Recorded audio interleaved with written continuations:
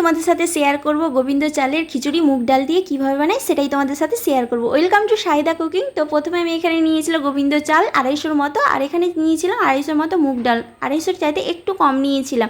এটাকে আমি সাদা কড়াইয়ে ভেজে নিয়েছিলাম, 3-4 মিনিট ভেজে নেওয়ার পর তারপরে জল দিয়ে ভালো করে ভিজিয়ে একটু রেখেছিলাম, ধুয়ে ফেলে দিয়েছিলাম। তারপর সাদা কড়াই বসিয়ে দিয়েছিলাম, ওতে দিয়েছিলাম সাদা তেল আর 2 চামচের মতো ঘি দিয়েছিলাম। তারপরে এখানে দিয়েছিলাম তেজপাতা, শুকনো লঙ্কা, গোটা গরম মশলা আর দিয়েছিলাম গোটা জিরা।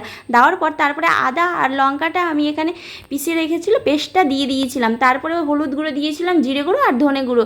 তারপরে 2-3 মিনিটের মতো ভেজে নেওয়ার পর তারপরে আমি এটা চালটা ধুয়ে রেখেছিলাম, চালটা দেওয়ার পর তারপরে 2-3 মিনিট ভেজে নেওয়ার পর তারপরে আমি ডালটা দিয়ে দিয়েছিলাম।